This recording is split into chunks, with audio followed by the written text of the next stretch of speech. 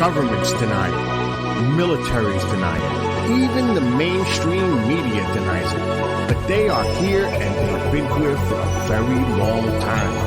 The Mutual UFO Network has been on the front lines uncovering the truth since 1969. And now we're sharing that truth with you. Welcome to MUFON What's Up with your hosts, Katie Paige, Shane Hurd, and Tara Diulus. Exclusively on the KGRA Digital Broadcasting Network. Wondering what's up? So are we.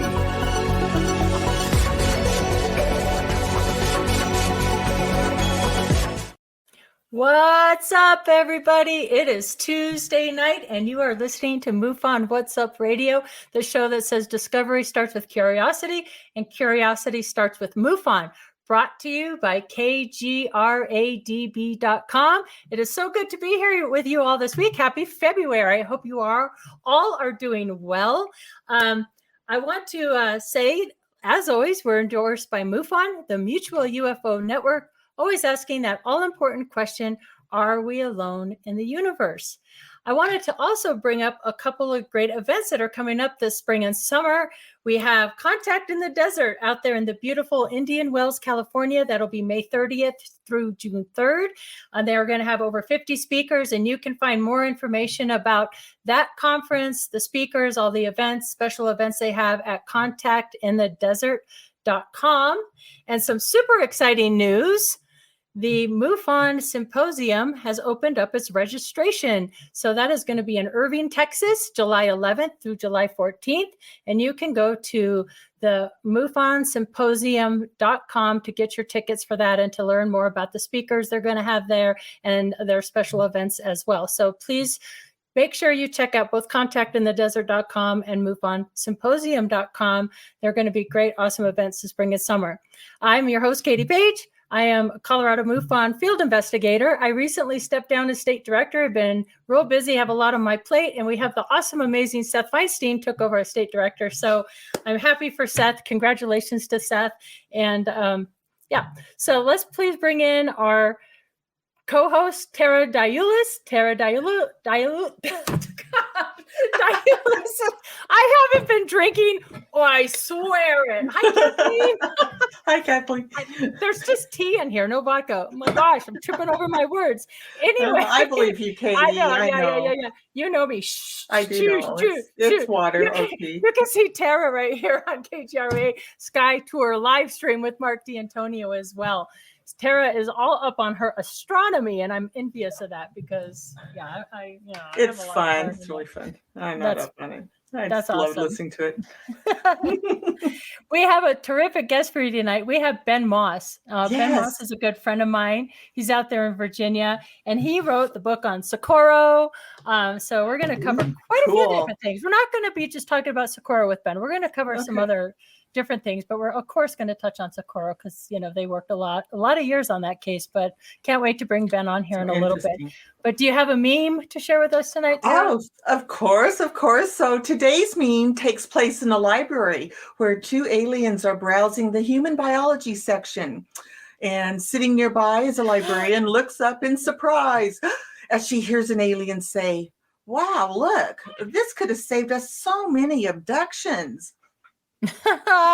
So all they had to do, we could have given them a library card and saved a lot of people a hassle, right? So, oh my gosh, I wonder what the one book that says the most about human nature. I have some thoughts going in my head. They're not good ones. It's a big library. It could be anything, right?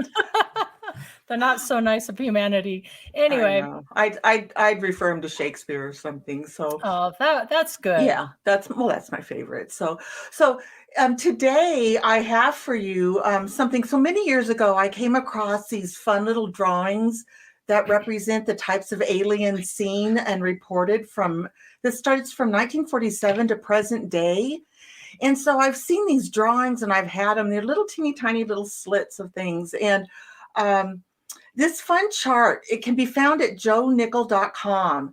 And you go to the press page there, and Joe Nickell has been called the real life Scully from the X-Files, just so you know. And for the past 4 decades, he's been a serious investigator who believes that mysteries should actually be investigated with a view towards solving them. Huh. So you can see down there, there's a little picture, but in there is the alien timeline, and it has been updated into a poster format. And I thought it might be fun to share it with you and go through this briefly with you. That would be so fun. I'm going to have to get Yeah. that poster for sure. Do you think maybe Yeah. we should try to get him as a guest on the show? Ooh, that would be interesting. Yes, I say yes. I'm going to try. Okay. Never hurts to try. Well, this timeline starts out in 1947 when the flying saucer craze begins. And that, that's of course is the time of the Roswell crash. And then in the 50s brought the bizarre UFO landing report involving the West Virginia Flatwoods Monster. And what a strange looking creature that is. Of course, these are stylized drawings for fun, but it gives us kind of a representation of what people were actually seeing or reporting. So the next one also in the 50s were a lot of, this is a good one, hairy dwarfs. Oh. And yep, there we go. So that was really common. And then after that, a lot of goblins were seen, and also the Blob. Which that movie came out in September of 1958. So there's a Tubi guy there in 1956. Isn't that strange? Yeah, with those tubes coming out of his head. Really. Right, like in Elbert County. How cool is that? Mm-hmm. So then in the 1960s brought the abduction of Betty and Barney Hill. And, there's a 10-foot cyclops there too in 1963. So then came the Mothman. And doesn't that little fella next to him look like Bib? The Michelin Man. It's Yes. the Michelin Man. That's right. That's what it looks like to me. I'm like, what's he doing here?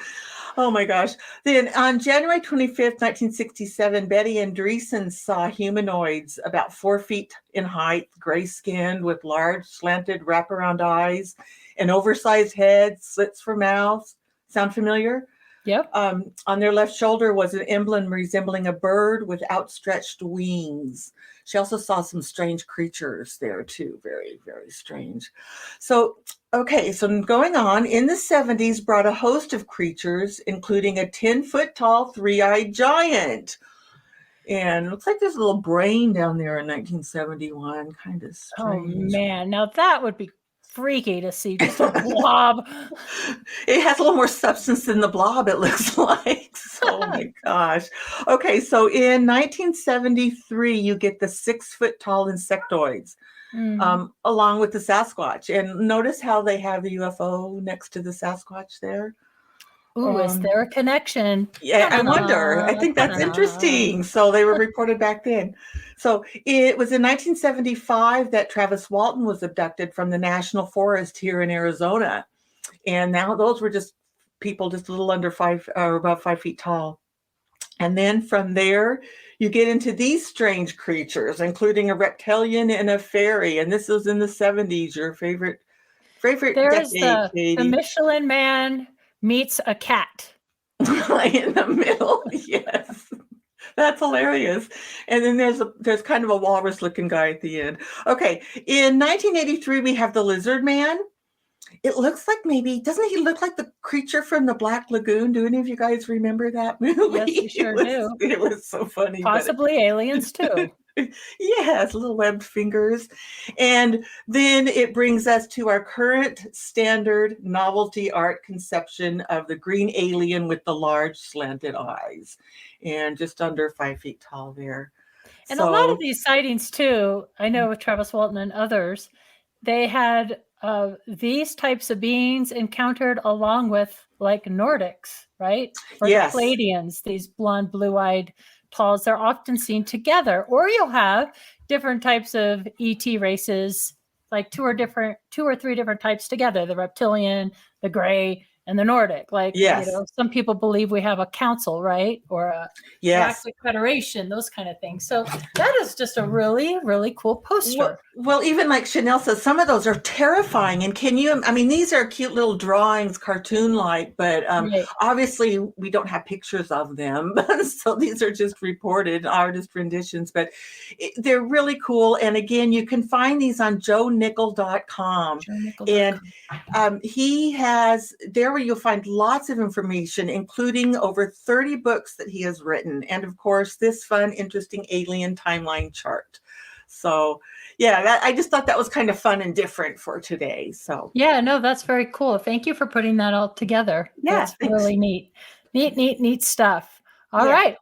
So I know you can go to MUFON.com right now and be a member of the Project Aquarius, where you have access to the Mars historical cases, as well as drawings and old MUFON Symposium journals that is chock full of really valuable historical information.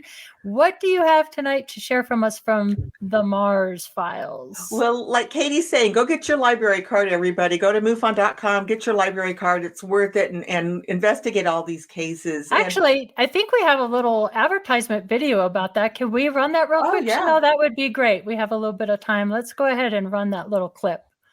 That would be cool. Hi, I'm Ethan here at the headquarters of the Mutual UFO Network. Are you looking for the ultimate gift for a loved one this Christmas?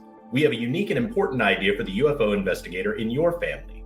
Introducing the new Project Aquarius digital library. It will be offered as a standalone $50 annual subscription to the public, no membership necessary, and will also be part of our new research level membership. The Project Aquarius digital library will consist of 7 rooms going forward initially. This is where you can enter any room by simply clicking on a door. Room 1 contains over 6,000 pages of Mars paper UFO reports mailed to MUFON between 1967 and 1995. Room 2 will be a drawings gallery of witness submissions, initially consisting of over 7,000 illustrations from our 135,000 UFO report database. Room 3, a public domain library of thousands of newspaper articles. No subscription or membership will be needed for this room. Room 4 will contain all MUFON journals between 1967 and 2010. Room 5 will be a private researcher's collection room that will launch in stages. Among these collections will be those of Bob Pratt, Colonel Edward Ruppelt of Project Blue Book, and Leonard Stringfield. Room 6 will contain all MUFON Symposium proceeding booklets between 1971 through 2002, with the more recent ones being scanned in now. Throughout 2024, Aquarius will be expanded to include more collections, the MJ12 files, and finally, a multi-level interactive UFO map. Pre-sales begin on December 20th, and access will begin on December 31st, 2023.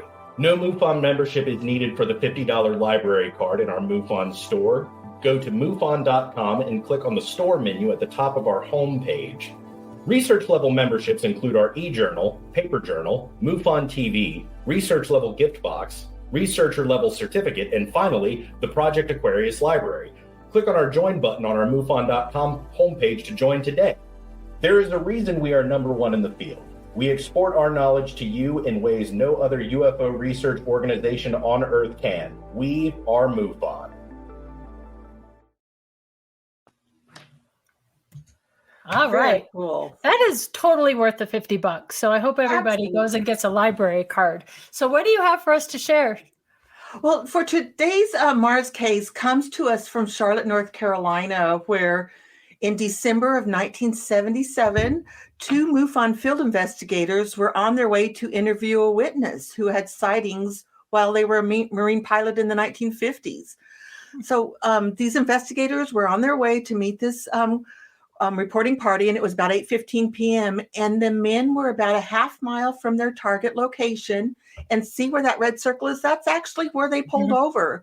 They both noticed a landing light approaching from the southwest. So the light was reported to have an unusual orange cast. And so they watched the object make a banking turn and move northeast to southwest. So they pulled over to that intersection and they got out of the vehicle and pulled out their binoculars. You know how those field investigators are Johnny on the spots and stuff. The object was reported to be a large orange light with a whitish mass above it. and there were no running lights. As it passed in front of the investigators, an orange ball was ejected downwards, and then it disappeared. 1 second later, it happened again, and then a third time, an orange ball was ejected downwards. The object continued forward and then finally disappeared into a cloud bank.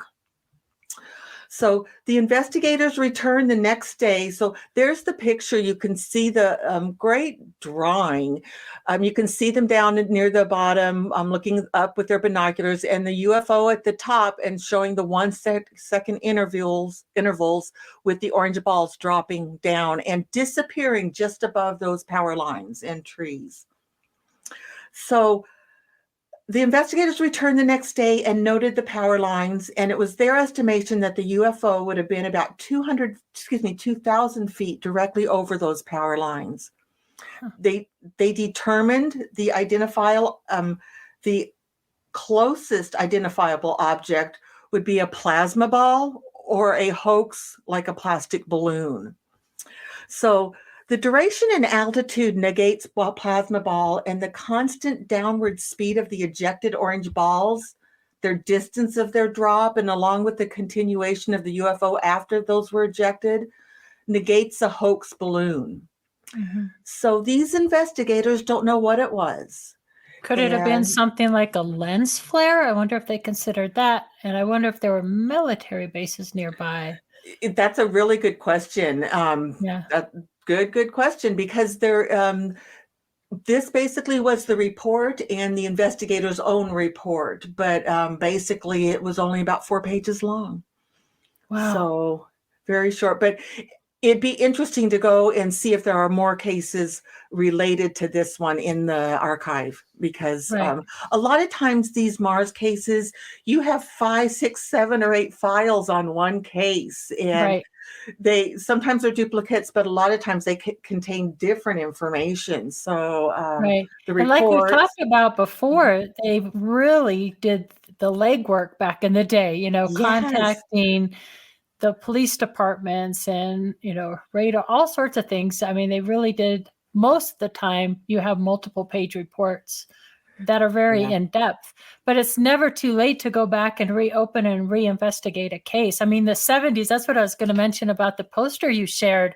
The 70s has always been sort of my favorite decade for obvious reasons to investigate, but it's interesting how the UFOs and the ETs that are spotted kind of have changed through the decades, like that poster so graphically shows. In the 70s, we had a lot of these crafts that have landed where you have the emblems on their little uniforms, or they're like in scuba diving suits, black, white, different kind of belts with tools and things, or you have the reports of the aliens up working under the craft and stuff like that. You don't hear that so much today. No, you don't. And in fact, I think that Socorro case that we were talking about, with our guest I think those, I think we'll have to ask him, but those humanoids that were seen might have been working on their craft. I'm curious about that. I think it is speculated that it was running into some sort of trouble because it was kind of at a slant, and we'll ask the expert about that. Do you want to bring him on in? That would be a great time. Yeah, let's bring Ben in. Let me read his bio. We'll get Ben in here. So Ben Moss is a UFO researcher, investigator, and author of Not of This World: The Socorro UFO Landing with Humanoids. Ben has investigated over 100 UFO cases and is a former MUFON Field Investigator, as well as a Chief Field Investigator for MUFON Virginia. Ben formed his own company, the UFO Guys, LLC, which can be found on Facebook, which is dedicated to the study of the UFO phenomena. Ben has been a frequent guest speaker at numerous UFO conferences for several years. He has also appeared as a guest researcher on Netflix, the History Channel, the Travel Channel, NAT Geo, and the Discovery Channel. Ben is currently working to capture his own instrumented UFO evidence to be scientifically analyzed in order to show proof of non-human propulsion, using science with an understanding of history, physics, and all the other related proven scientific methods. He is attempting to prove that some UFOs are not of this world. Please welcome to the show, Ben Moss. Hello. Hey, Ben. Hi, Ben. How's it going? It's going. It's it's what is today? Monday. Since I'm retired. Tuesday. Tuesday. Tuesday night. It's 2024. I know that. Yeah, it's hard to keep track anymore, isn't it? We got the year. So, Ben, I hear just recently, or just like 4 or 5 hours ago, there was some breaking news in ufology that you filled me in on right before we came on here. Do you want to share what that is, and we could talk a little bit about this?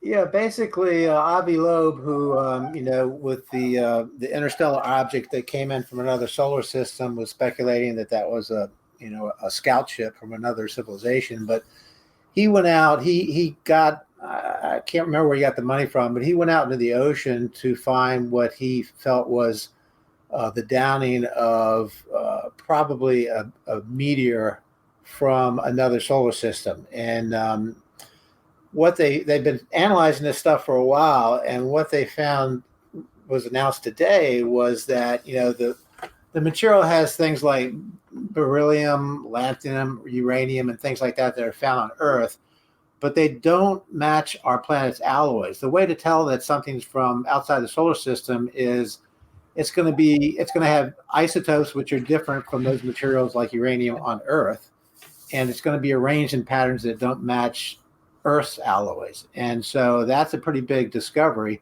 that this object that crashed the ocean probably came from another solar system, because there's only been 2 objects that came into our solar system that we knew were from outside of it. And the one, I can't pronounce it correctly, but it was a Hawaiian name for scout. Muamua or something like that. Oumuamua. Yeah. It's hard to pronounce. Mm-hmm. But that's pretty interesting.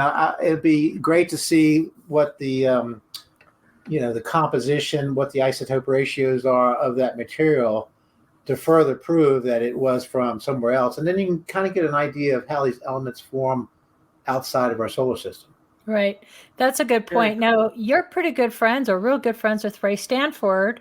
Can you tell us who Ray Stanford is and what his backstory is, and then talk to me a little bit about, hasn't he been studying like propulsion systems and that kind of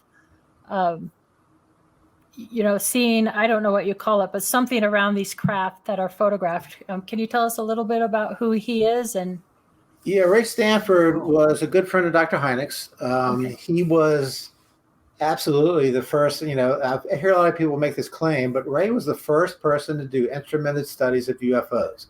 He actually had built out in Texas with a $2 million grant from Rockefeller. He had built his own radar system. He had an argon laser. He had magnetometers, gravimeters. He was actually measuring things about UFOs that nobody had ever done before. That's and awesome. If you go to like YouTube, Jeffrey Mishlove, PhD, has a lot of interviews with Ray where he shows a lot of this evidence. And the craft that he, has photographed, he's identified. And a lot of this has come out recently with other people, but Ray was really the first to kind of discover this, that, these fields around these craft are obviously some after effect of the propulsion. Personally, I think that Ray has found that these objects were surrounded by a static shell. That's Tony and I with Ray about a year or so ago. But they're surrounded by a static shell, which I think has its own gravity or negates gravity, and that's why they can move they do.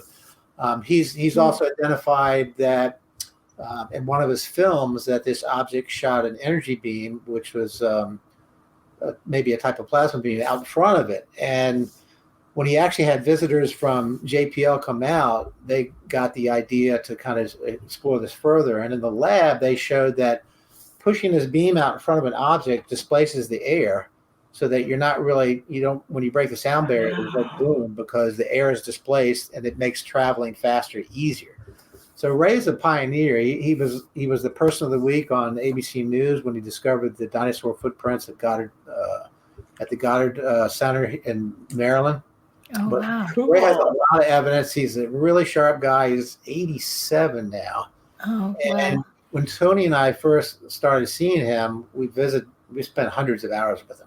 You can't go to Ray's and not spend at least 8 hours. Doesn't he have like a huge collection of minerals, asteroids, and fossils and whatnot?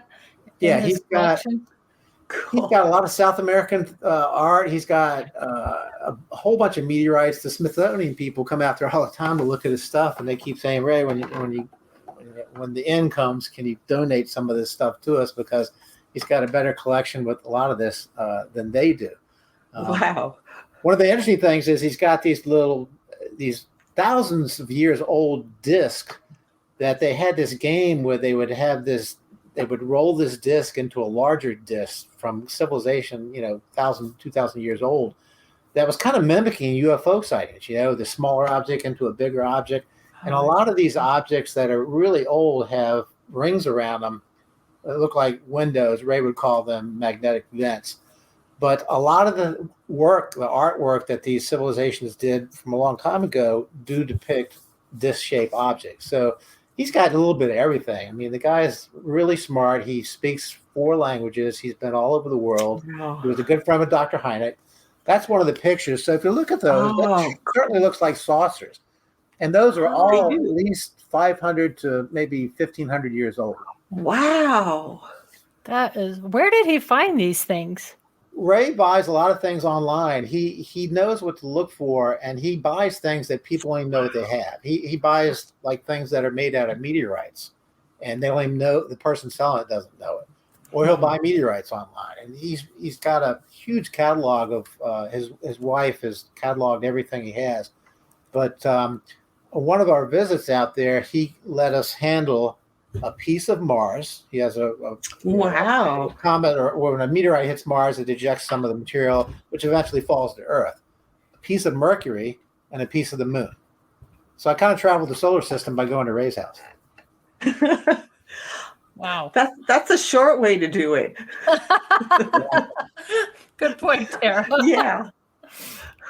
So I would encourage people to go to YouTube to look at those videos, because Ray really has the goods. He has a lot of the stills from his film. I'm still trying to talk him into digitizing the film. And in my last conversation with him last week, when I hadn't heard from him in a while, they both got COVID. But darn it. He's got a machine that can digitize some of this footage. So I'm going to go out and help him do that, and hopefully see some of the things that I've seen all the slides from in this PowerPoint presentations. Right. Oh. Go ahead, Katie. That is amazing. I was gonna you sent me some images of the Trent UFO case. I let's just go ahead and talk about that. If you can give us a little bit of brief history of what this is, and then we can share these photos you have of that, because I think that kind of goes along with what Ray Stanford talks about. I think you could see an aura or something around those photos, and I do believe to me, they look very much authentic.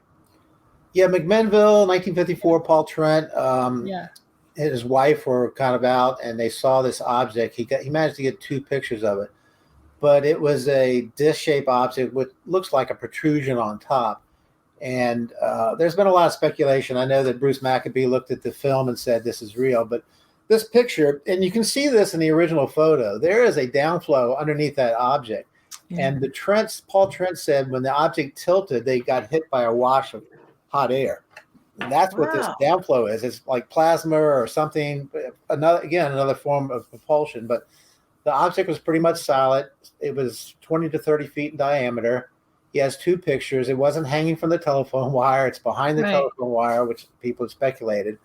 But for a hoax, if somebody were to hoax this, in 1954, nobody would think to put a downflow underneath the craft. And plus, with this type of emulsion, it was a Polaroid camera. Faking things with a Polaroid camera and putting that in there is virtually impossible in 1954, especially for a farmer. And the pictures languished in the front of a store for 6 months, and then they were under his couch, and then the government got it, and the government actually sent them back to him, but they couldn't figure out what it was. So when Ray did the analysis of this, and Tony and I duplicated, we found the downflow quite easily. Ray, you can see there's a surrounding field around this object, which is, again, some type of function of propulsion, because they can move in any way which is not, bending to our laws of physics. They don't seem to follow gravity or the physics of our world. But in the contrast in the middle of that photo, you can see the heavy downflow, and the fact that they felt this warm blast of air when it tilted towards them Right. And you've heard that in other cases as well, that these craft seem to like tilt on their sides and then, which it goes right along with what you Yeah, they can fly and like others. this. Yeah, right. And So they're kind of in this bubble where, everything is cozy and warm there and they're not feeling the inertia, probably not aging. Is that true, Ben? Do you think? Well, or gravity, on some of these things, you just like what we're doing with the things we send to other planets. I think a lot of these things are autonomous drones, the self-repairing drones. Probably, if they have any, some might have life on them, but mostly I would imagine there's some type of clone or AI robot, or maybe the machine itself is AI. But on the distances they must be coming, it seems like they'd be doing what we're doing. We're sending probes, we're sending out things to try to figure out what's out there. And a lot of these things do seem to be autonomous. It's just, when you try to wrap your head around all of this, you have to imagine if a civilization is, say, 1,000 years ahead of us, what if it's 5,000, 50,000, 5 million years ahead of us? It would just look like magic. I think a lot of the things we're seeing are not that old. They may be in the 10,000 year range, but when you travel, if you can go faster than the speed of light, probably through a wormhole or however they travel, when you approach the speed of light, of course, time slows down. So like if somebody left Earth for 50 years and came back, they might have aged 6 months, whereas everybody else is 50 years older. Right. That makes a lot of sense. Mm-hmm. Yeah. Yeah. So Ben, you talked about there's the 10-year range. What did you mean by that? I can't remember what I said.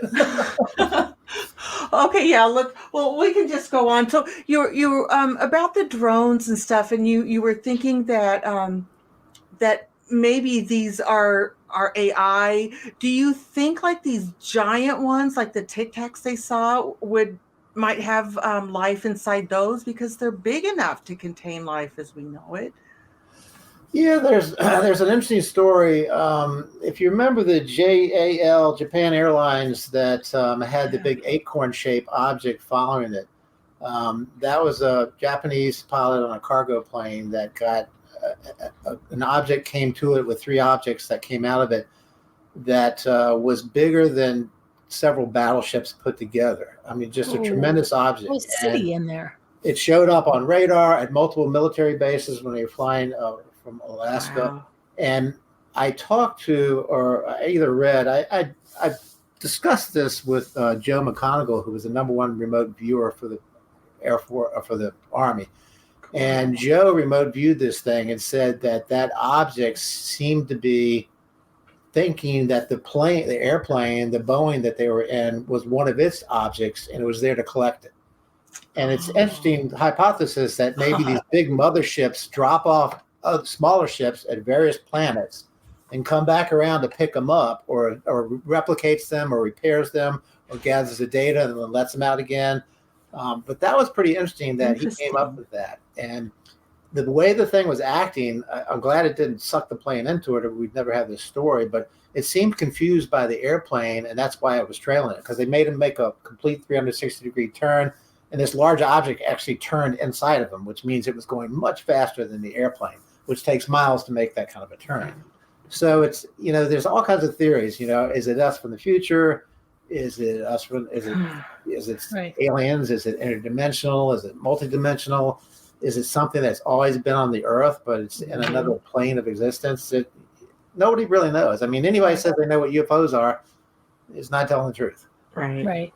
And I'm really glad that we're taking a more scientific approach to look at photographs and videos and looking at, artifacts. I know we have camera artifacts and pictures and reflections and that, but it does appear that these craft are emitting some sort of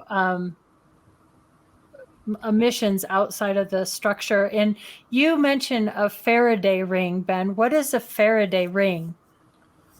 Faraday rings, you can see Faraday rings actually when we launched the shuttle. It's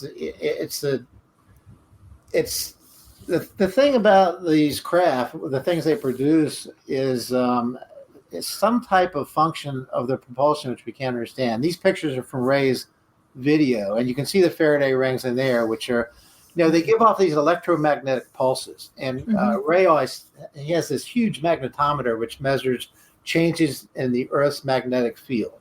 Everything that's metallic gives off, it's how you change lights with your car. You drive over a plate, it registers your electromagnetic field, it knows you're waiting for the light, it changes the light. So when his magnetometer would go off, he'd run outside, catch a UFO. And that's why the instrumented study of UFOs is so important to use these devices. But this is an object that's obviously kind of bending the space around it. They do create their own type of atmosphere, but true UFOs have usually a field around them, which is something about the propulsion. They can warp the background, the environmental background behind them.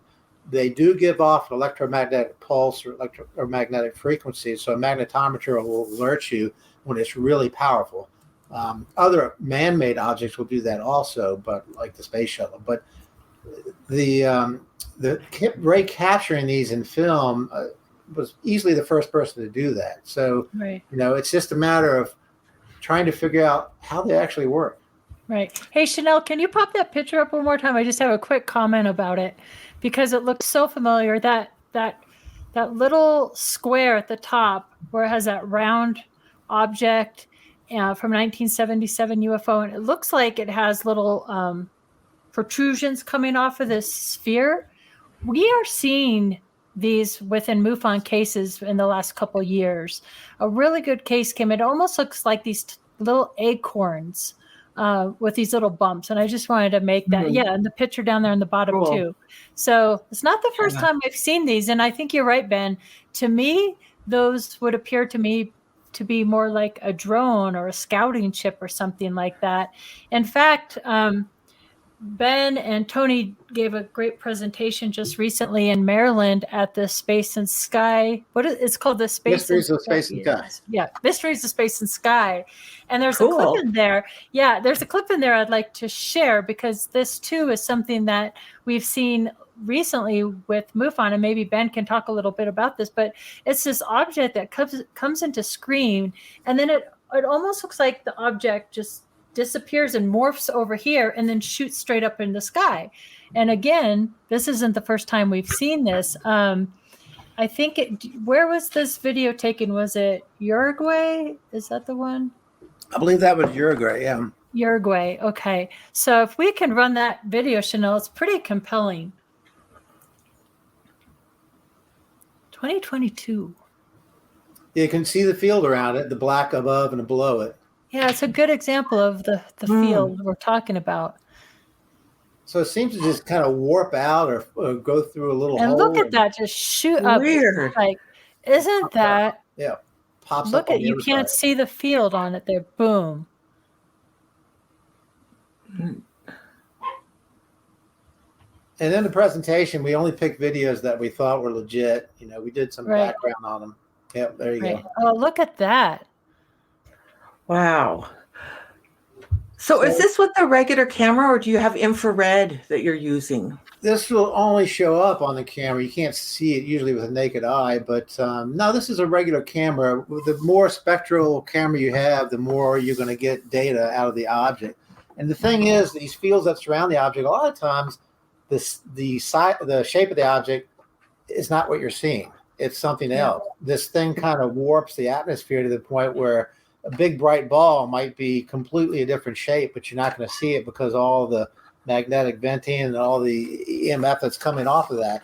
And it just seems like the best cases are when you can actually see a shape, but with something like that, I have no idea what the shape of that thing was. Well, and the camera could have distorted it as well if they were auto-focusing or something. So you have a lot of things. The camera's going to pick up more than you can with the naked eye. It's like, a lot of people take pictures and say, I didn't see this at the time, but something might have been shooting across the screen, and you just happened to snap a photo and caught it, right as it was going across the lens. Right.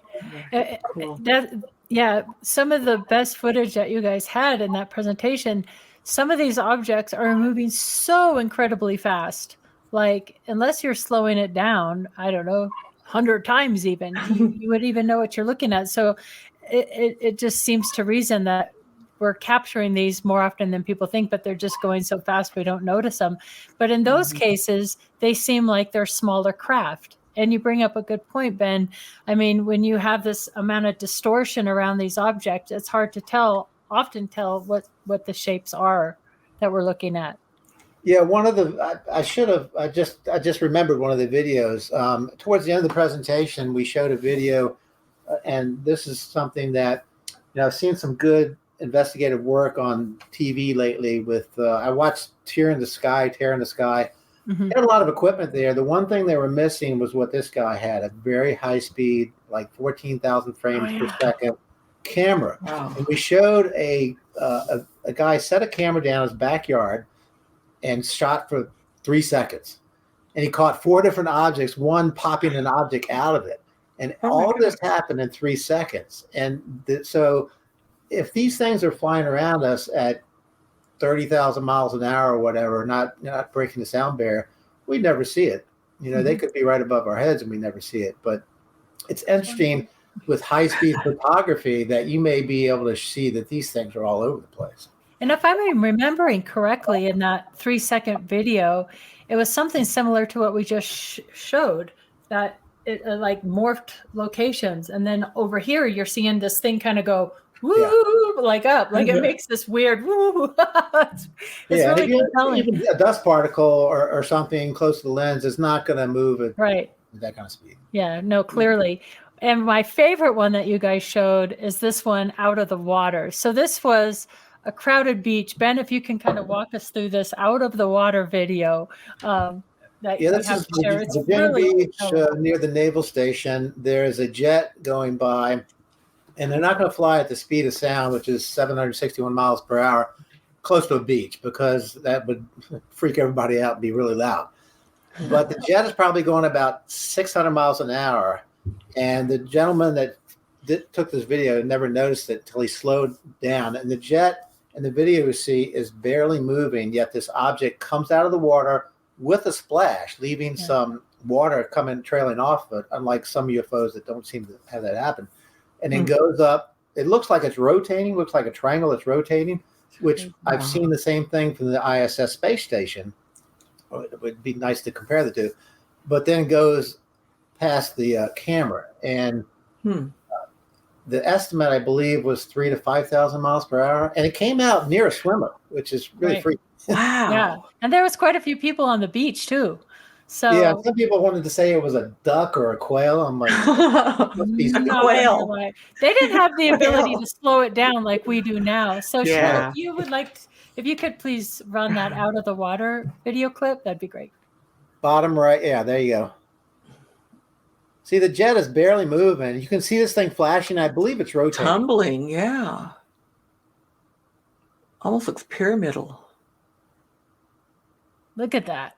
Oh, my gosh. Bizarre. Yeah, look at the water. See the displacement? Mm-hmm. That is one of the coolest video clips. And nobody saw it. Yeah, well, if it's moving that fast... it's going thousands of miles per hour to be able to pass the that. plane's just standing still. Mm-hmm. Yeah, very interesting. And then it just shows you that advanced technology is, I think Carl Sagan would say, it would look like magic to us. Right. Do you believe, Ben, that these things are hiding beneath our oceans? I think they're everywhere. Water? Yeah, transmedium objects have been, described for centuries. I believe that the ocean's a good place to hang around, but there's a lot of data they can gather about the planet by being in the oceans, and they can do a lot of things without being detected. Yeah. So, Ben, do you think that, do you have, in all your research and stuff, do you think a lot of these are us and our technology that's just being hidden from us? Have you seen any indication of that? Nah, I know that Ray had photographed a couple of objects which were definitely ours. He got wind of a triangular shaped object, a long triangle that was going to be flown over the Pentagon for some generals back in '97. And I've seen that picture, and it's our tech, and it has a plume behind it. most UFOs do not have a plume behind it because they don't need a combustion engine. They don't need to burn something to move through the air. Right. I think that some of the early photos of these Delta Wing craft, sure, those were probably ours. Some of them out in California were photographed near Area 51 and military bases. But like I've said about the UAP study where they said it might be an adversary, that's kind of one of the worst explanations, because that's the most scariest explanation. If any adversary has this tech, we're in a lot of trouble. And I don't believe they have it. And that's why I think all, China, Russia, they're all scrambling, trying to figure out what these things are, because if they can get their hands on it or have got their hands on it, you never know where Werner von Braun got all his ideas for the V-2 missile, which became the Apollo mission. But that's kind of a scary thought. I don't think they'd allow that to happen. But I'd say, if you see the field around it, if they move in ways that don't look like they're obeying the laws of physics, that's certainly not ours. That's a really good point. So if you're seeing something that perhaps has emissions just coming out of one side or the other, it's most likely our own. And then if it has this electromagnetic field around it, it potentially could be from somewhere else. Or Yes, maybe if it's our own technology we don't know we have yet. But. Yeah, there's a video that they keep showing on, I won't name its channels because I always give them grief, but I think it's a Chilean video of an object with a black plume coming out of it because it's shot red. Yes. That's an airplane. I mean, I think it was Robert Powell. Didn't take him long to figure out the flight number, the actual flight. It's moving away from the camera. The two black circles behind it are the engines, and anomalous objects just don't move in a straight line like that with a plume behind it. That was an airplane. But they keep showing it as a true UFO on these shows, and I'm like, come on, man, you got to do better homework than that. Right. Well, okay, so let me ask you this. Do you think that we're seeing all of this stuff because of disclosure and that there hasn't been disclosure? Do you think disclosure would help identify a lot of these things? In my opinion, I've stated this many times, I've gotten into a lot of arguments. There will never, ever be disclosure unless it's just leaked out. There's no reason for the government to come out and say, look, there's things flying around over restricted areas, maybe hurting or abducting people, but don't worry about it. Everything's cool. It's not going to be here. And so the reason for that is it always comes down to military applications. If they can get their hands on this and figure out how they work, first becomes a military application so you can stop any other country that has the same tech from coming and doing something to us. But they've been lying for so long, since before Roswell. And Roswell, if you really do your digging, was an ET craft. There's too much evidence. The thing about Roswell that always gets me is the first press release was the truth. If it was a mogul balloon or any ludicrous explanation like that, the last thing you would ever do is have a press release that says flying disc found on ranch. Right. That was the true story because Halt let that out. When Ramey, I guess, let him publish that. But ever since then, it just seems like I don't understand why. Well, I understand why they have to keep it a secret because they've been lying all this time. Right, and with the recent testimony of Grush and all these guys, there's still, in my opinion, there's a UFO group that nobody's heard of, nobody will ever hear of, that's already threatened all these witnesses. And, all these closed door meetings are supposed to have a congressman. They keep canceling these because they're not going to let it out. And those are the people that threaten everybody at Roswell. We'll kill you, we'll kill your family, we'll shoot your dog, and we'll burn your house down. Right.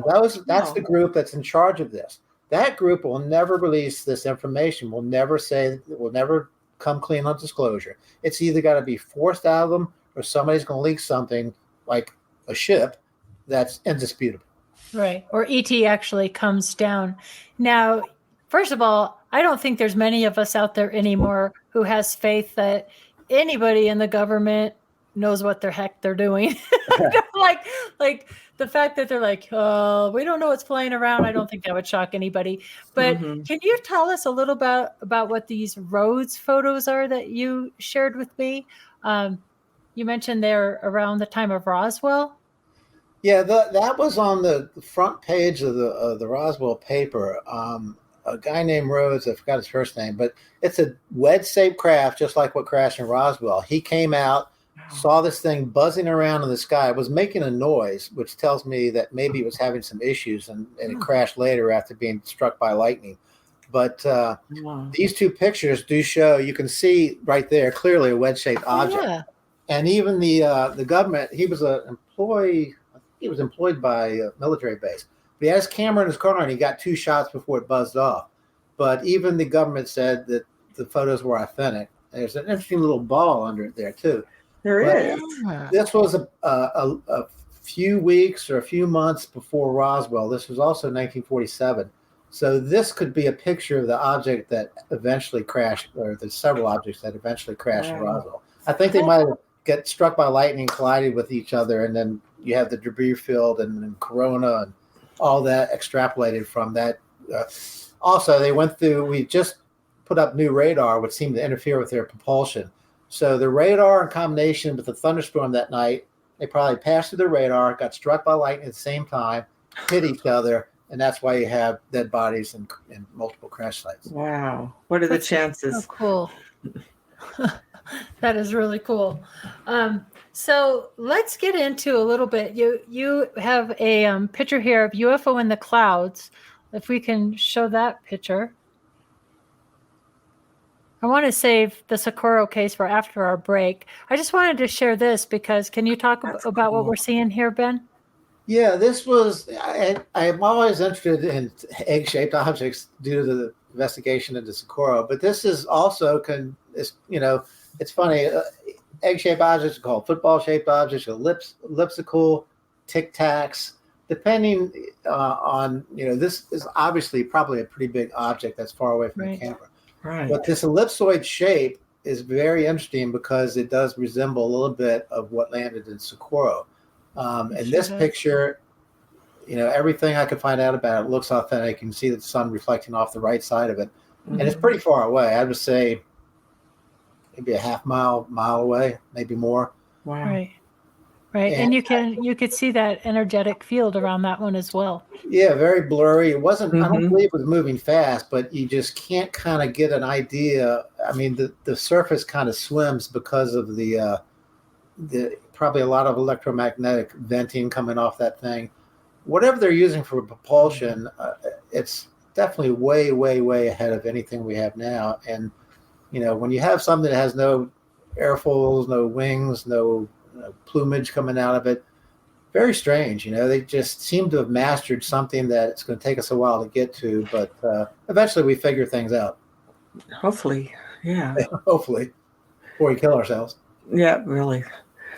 That does look a lot like the Socorro one, because I know we'll talk about that later, but that one, I think I've heard it in that position, a horizontal position, and also kind of upright with its axis up and down. So. Yeah, they seem to fly. Ray has film of a disc on its side, but you can see the energy beam coming off the side of it, pushing the air as it travels flat. It seems like maybe they have, like the Socorro object, maybe they have 2 engines, one that travels space, and then they engage a separate engine to fly in atmosphere. Wow. Now, I know Ray Stanford has a lot of really cool evidence and photos that he's collected over the years, but there's a particular photo, Ben, in his house that is really quite compelling. I think it was taken at Prescott National Forest in Arizona, perhaps in 1976. Yep. We have about, 4 minutes before break. Can we share this with our viewers? And can you talk about what we're looking at? I believe it's called Gort. Yeah, Ray has it up in his living room. If you look at this, it's a ice cream cone shaped object. You see it looks like a dome with a creature inside of it. Then there's a bottom to it. And it looks like he's manipulating. Ray has a much better enhanced picture of this, but he calls this one Gort. He has names for all he's got about 4 or 5 pictures of looks like creatures in spaceships. And this one has kind of a lumpy head. It looks a little bit like Yoda in the face when you really bring it out. But this is just one that's hanging in his house. and he's got his arms out, so he looks like he's manipulating controls. Right. And you can clearly see the dome and then the bottom part, which is, like a cup.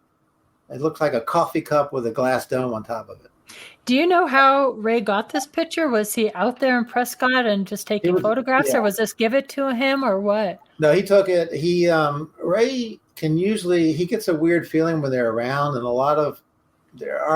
Ray has a little bit of psychic ability. I got a little bit of that from my grandmother myself, but he gets a weird feeling, and he always had a camera, an 8 or 16 millimeter camera around his neck.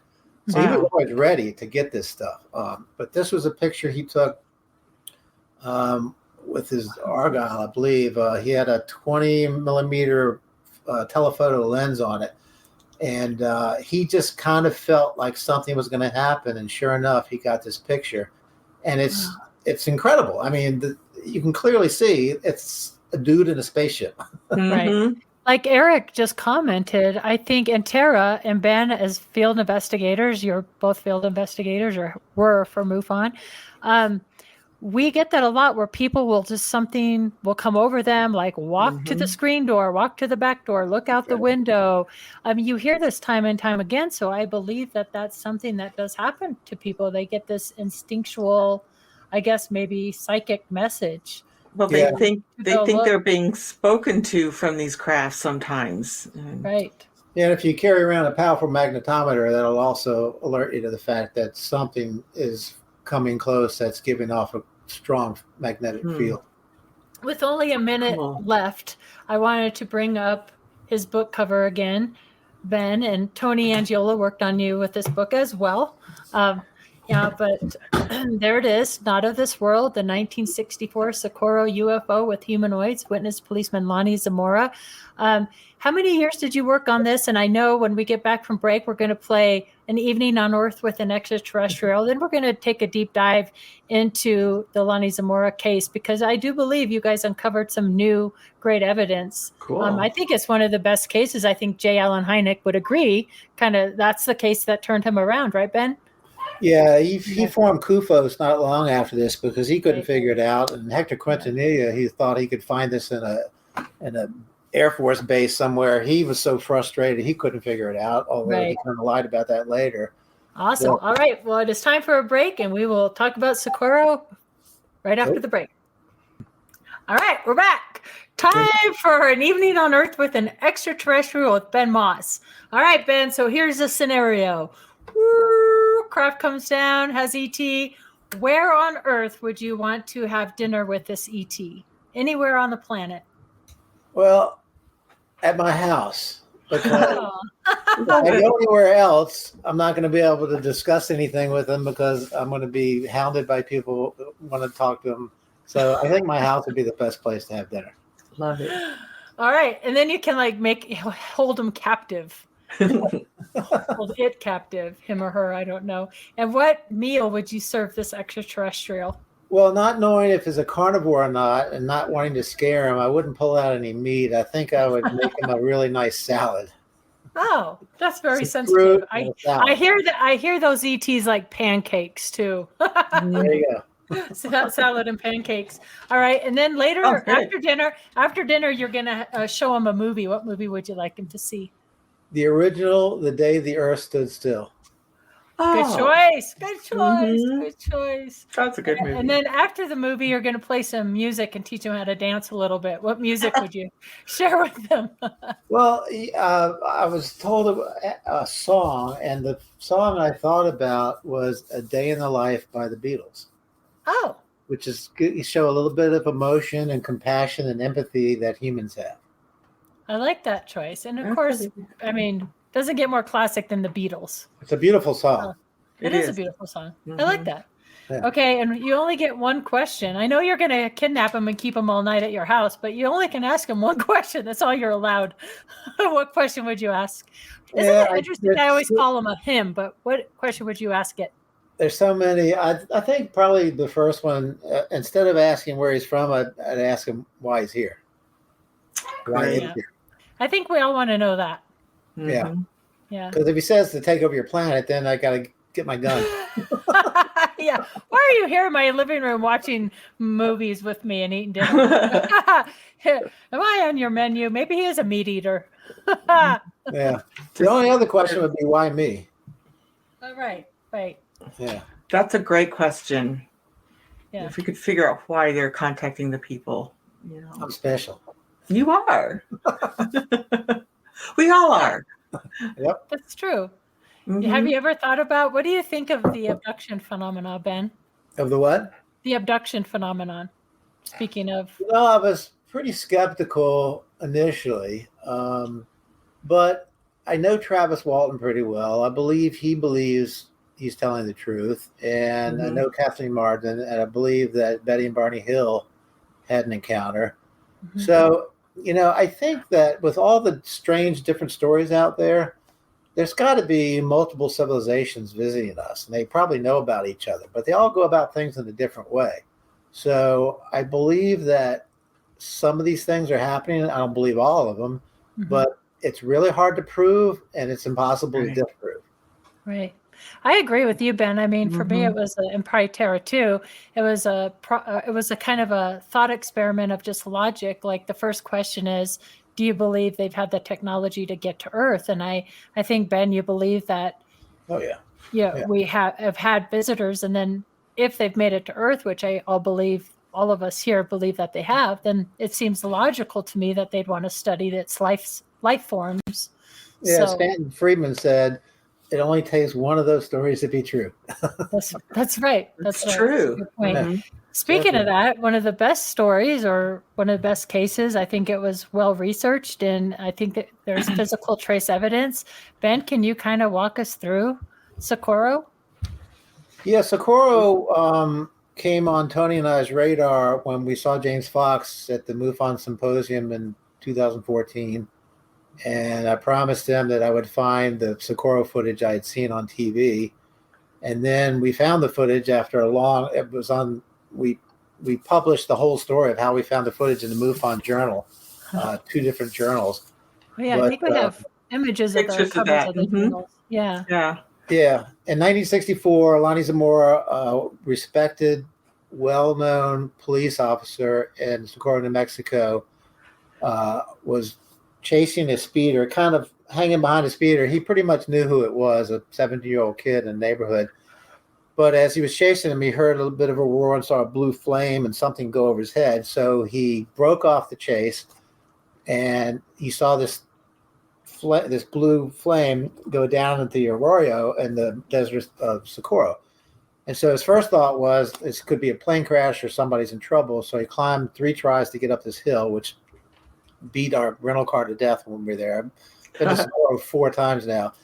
But he went over the hill, and as he was coming down this road and looking down into this depression, he saw an egg-shaped craft on the ground, 4 struts coming out of it, landing gear, and 2 small 4-foot-tall creatures. You knew how tall they were because they were standing next to a creosote bush, which is 4 feet tall, and they were the same height. But they were looking up under the craft, and as we dug into the story, we found that a woman on the Rio Grande had seen the object come down the river, and where it couldn't be seen, a little depression where the river is, and then make its turn towards the gas station, Opal Grinders gas station, where it almost hit a car with 4 tourists in it, and then they made it to Lonnie Zamora. So we think it was having some type of trouble. And a lot of the people in Socorro said that, there was a piece found, not sure about that. But basically, Lonnie saw these 2 small humanoids, and we call it white coveralls, but eventually he started naming them creatures. And he got a better look at them than he told anybody. When I talked to his daughter and did a lot of digging with a lot of friends that knew him, he got close enough to know that they weren't human. And that's why after he had this, spent 2 to 3 hours with his pastor trying to, hopefully find out whether he saw demons or not. But he came down, finally got out of his car, and when he finally stopped and started going towards the object, the creatures were gone. He heard 2 slams, like a double hull of 2 doors closing. This is the aurora that he went up the hill and saw the 2 creatures. And then when he was Ray said he had marked it off with Dr. Heineck. He was about 35 feet from the craft. All of a sudden, the craft rose up with a roar. A blue flame came out, but it was knifing in the ground. If it had been a rocket or the ludicrous thing, the lunar lander, the blast would have. I remember that theory, the lunar lander theory. Yeah, I can disprove that in a second. But it lifted up, and then the blue flame. This is where the two engines come on. The blue flame cut off, and the craft just sat there. Lonnie said it sat there for several seconds, and then started accelerating towards the Perlite Mill in the southwest direction, eventually reaching supersonic speed. But it left 4 indentations on the ground, which Hynek estimated a 9-ton craft would have had to weigh 9 tons to make that. It left some metal on a rock that one of the struts hit that broke in half, and metal came off of the strut. And it also, the flame, when it like for 1 second went across a curiosite bush, it burned it in half. It burned half of it completely. And these curiosite bushes are very resinous. It takes a lot of, there's the bush right there. It takes a lot of heat. You'd have to have a blowtorch on that thing for a while because you couldn't set it on fire. But it cooked it really fast. Who's in the photo here? That's Lonnie on the left. That's Sergeant Chavez in the middle. And that's good old Ray Stanford with the Buffon haircut and the Texas boots on the right. Ray came to the site right after Hynek did. Nobody wanted him on the site, but Hynek said, no, I'm a friend of his. He's a good guy. They let him on the site, and that's what Ray wrote, Socorro Saucer in the Pentagon Pantry, which we kind of, wrote the follow-up to. But there was so much evidence there, and the thing that we learned when we dug into this case was Lonnie had no reason in the world to tell this story, no reason to make it up. And he was sorry he did. He said if he ever had to do it over again, he'd never have told anybody. But towards the end of his life, I think he kind of made peace with it, realizing, of course, that they weren't demons because he was a Catholic. So but he was I was going to say these figures that he saw right here. I mean, this, first of all, where is this drawing from? Ray did this drawing, and wow. He has a colorized version of it. Yeah, Ray's great drawing. Really just about everything. But the thing is, it landed in this depression, and it's one of the few depressions this big in the whole area. So it definitely seemed to land here because it was having some type of difficulty.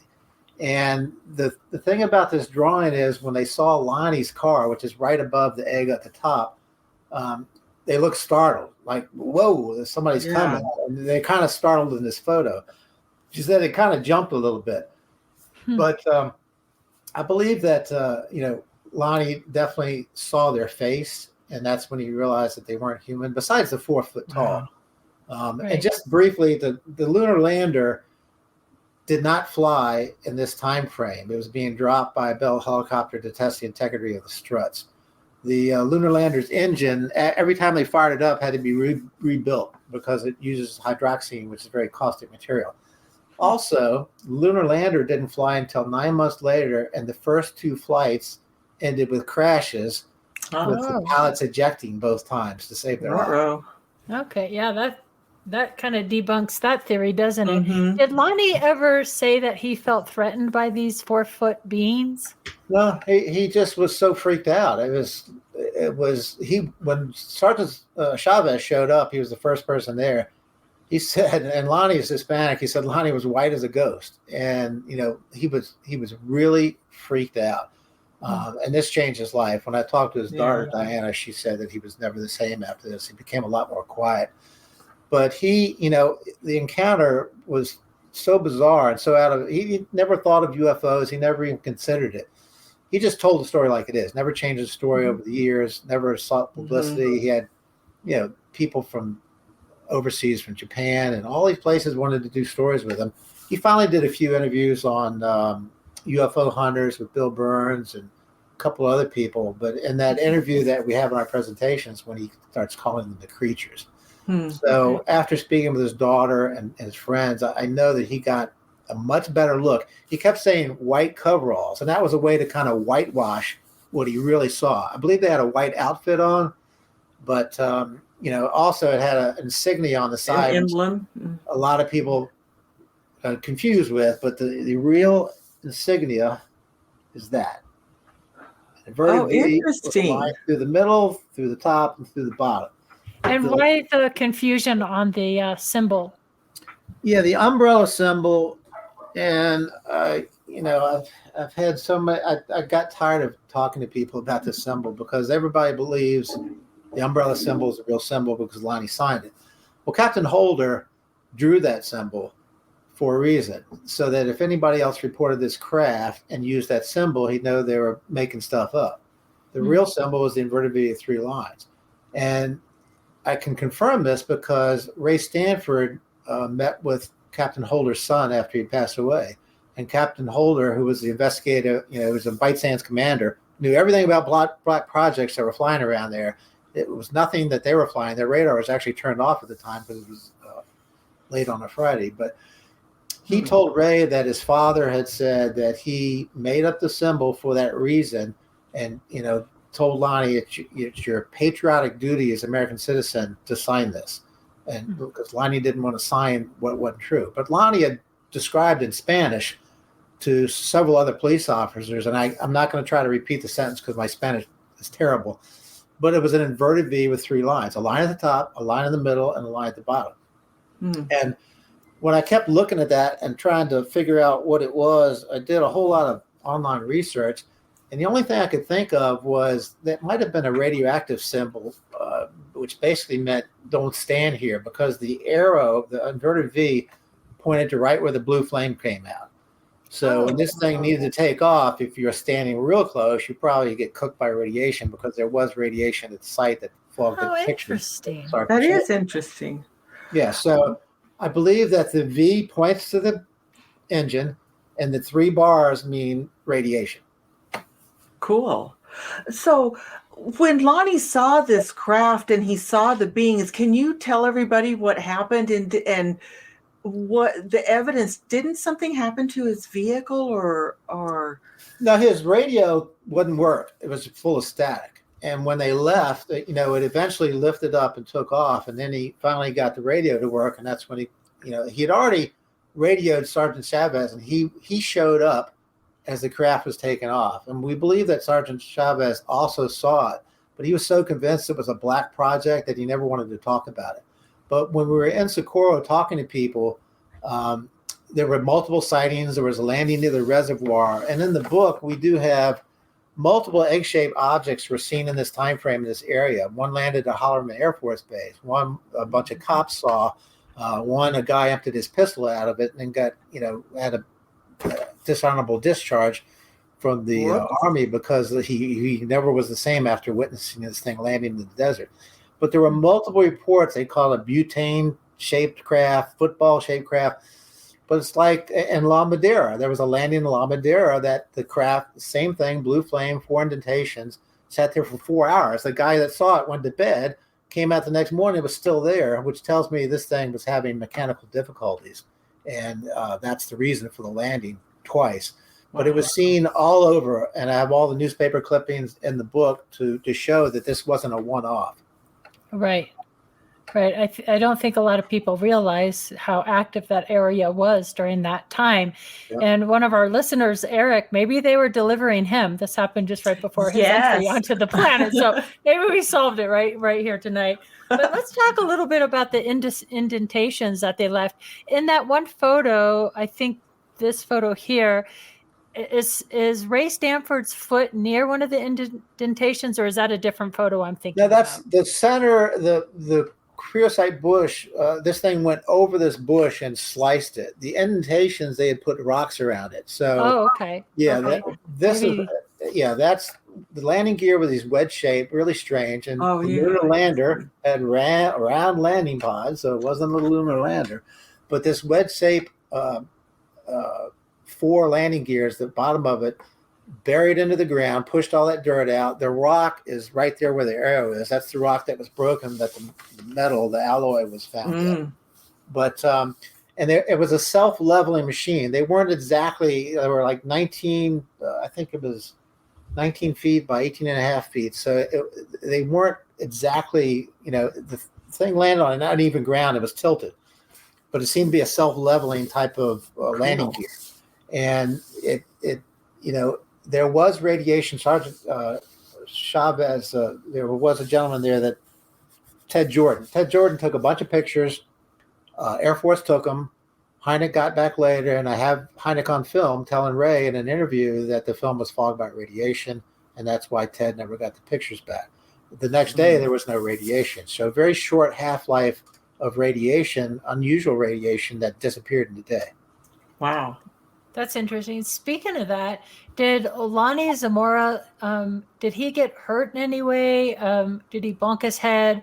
And did he get any effects from radiation or any illnesses after this event, his lifetime? No, he dove down when he thought the thing was going to blow up when it lifted off. So he dove down. His glasses got knocked off. Oh, wow. People bring up the glasses thing, but he witnessed everything with his glasses on before they got knocked off. But when Tony and I spoke at the 2016, I believe, MUFON Symposium in Florida, a physical scientist came up to me. I believe his name was Mark Moore. I have his card. Came up to me and said, "I've got a story to tell you." And he said he was in Socorro in the 80s and was in a gift shop. And he had his badge on. It said it was a physical scientist. He was a metallurgist, I believe, or radiation. He was a radiation specialist. Well, a Hispanic gentleman came up to him, saw his badge, and said, "I want to ask you some questions." And that was Lonnie Zamora. And he actually took him out to the site, described what happened, and then said, "Look, I'm concerned that I got a dose of radiation. Do you believe anything's going to happen to me?" And Mark told him, he said, "Well, if nothing's happened now, I doubt that you're going to have any ill effects. And you didn't get close enough." But he was concerned for some time until I guess he talked to Mark in the 80s, which is 20 years later, that he had gotten dosed with something. But beyond the fact that I think the worst thing that happened was, if this happened to anybody, it would change your life. And especially somebody that's not a believer like Lonnie was. It would just freak you out. And it did freak him out. He was never the same. He ended up leaving the force, working at the local dump, and I think driving a truck or working at the gas station. But he would, and people said that you never bring it up with him. If he wanted to talk about it, he'd bring it up out of the blue. But he told a lot to one person who won't really say much about it. I've been trying to get some info, but it's one of those things where you can only dig so deep on a case that's that old. But every time we went to Socorro and every time we dug around, we found more and more info. And now I'm finding more info even these days about, other people. The thing about Socorro is a lot of people that were there, that went to the school there, or there was a big tech school and a mining school there, they didn't leave. So a lot of people that were there that we talked to were there when this happened. And and then La Madera happened before the newspaper article came out, but it described the same thing. So definitely some type of trouble. Lonnie was just in, probably he would say wrong place, wrong time, but I would say right place at the right time. Right. Well, he had an unimpeachable reputation, right? As a witness, he thought somebody was hurt. That's why he followed this up into because his car was only like 2 weeks old, brand new police car, but he took it up this road that took him 3 tries to get up. Tony and I took a rental car and we beat the hell out of this thing. There's a lot of rocks in the desert. You can't drive. Well, he went off road, didn't he, to go to it? You had to go off road. He went up that hill that's in that drawing, and finally got up there after the 3rd try. But for him to do that just tells you the nature of Lonnie. He was a good guy. He was trying to help somebody, and then he had an otherworldly experience. And also, can you talk about the metal that was found on the rocks? And I understand there was quite a bit of it, but it somehow got lost as it was, being before it was able to really get processed. And what did they find about that? Well, there was the one picture you have of the roll when the gear slid down the rock, it rolled up a bit of this material, which looks like mercury almost. But and when Ray was transferring the rock to a bag, the piece fell on the ground. They could never find it again. That piece right there. That's the piece that got lost. But there were other flakes in the rock. And according to Ray's book, he took it to, I think, Goddard, turned the rock in with the promise that they would only take half the material. And they analyzed the material. And one gentleman, I can't remember his name, but he'd come back and said, look, this is very interesting. This material, whatever it is, doesn't melt, doesn't corrode, doesn't do anything. It'd be great to, coat it on a landing gear because it has no corrosion. It nothing that seems to affect it. But he didn't get the composition of what it was. Then he went silent, and Ray found out years later that they said that guy got sent to the woodshed, which is terminology for like he got in trouble for talking to Ray about what they found. Wow. And when Ray got the rock back, which he still has, that we've looked at many times, all the metal was gone. So they didn't keep their promise. If it was nothing to it, they would have left some of it there, but apparently it was very interesting to them. And so that was just another typical cover-up. You got to be careful what you give your government. If you ever want it back, you probably want Well, it. you hear that a lot in a lot of these cases, that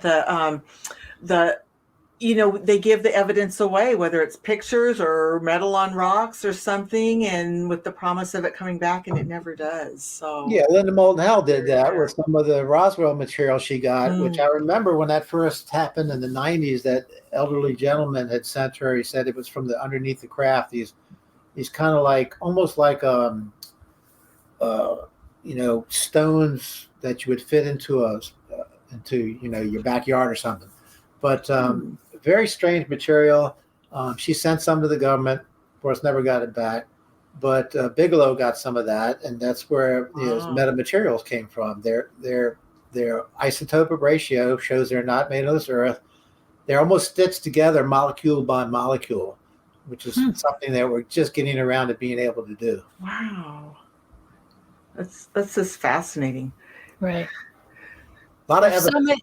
Right. I was going to say, it's one of the few cases where we have, weren't there also footprints of the little beings? Kind of U-shaped prints right near where they were walking around the craft looking at it. They were about this big, and were witnessed.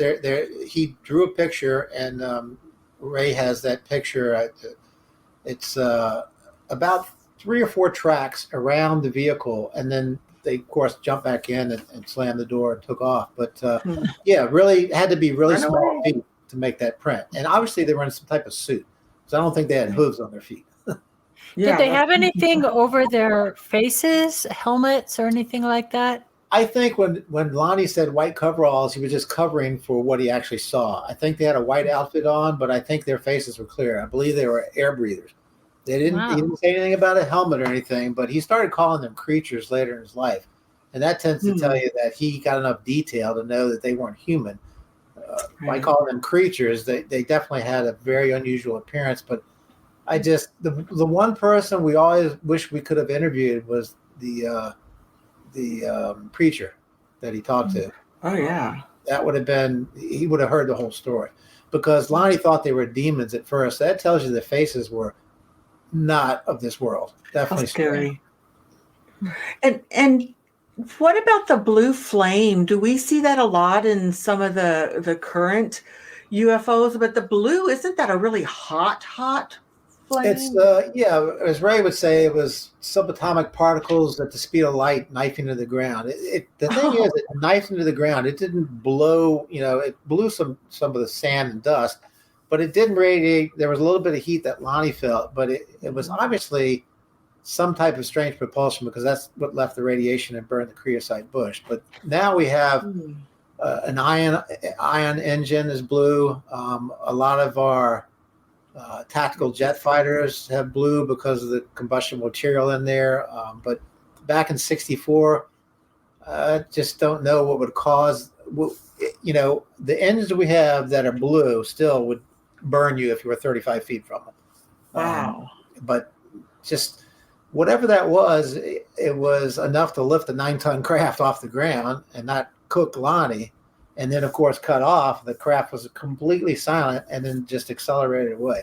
So, maybe they temporarily fixed, or they just had to get away. And then I think they landed in La Madera and spent 4 hours on the ground fixing that thing. I can't believe that guy went to sleep and then came out and saw the craft still there. How could you sleep? Totally no interest in it at all. It's like, craft in the desert. Okay, I'm going to bed. That's so strange. And did you ever get any other witnesses to come forward through the years? Yeah, we had when we were there in Socorro, we had people say that several policemen had seen it, and they, because of the way Lonnie was treated, they didn't want to say anything. There was a lady near the reservoir, which people saw. There was the woman, she had passed away, but another woman said, yeah, she used to live. We found where her house used to be. It was just a boards. We went to the river, but she was sitting on her porch, and she said this weird egg-shaped craft came around the front of her house, then made a turn, which put it right in line with Opal Grinder's gas station.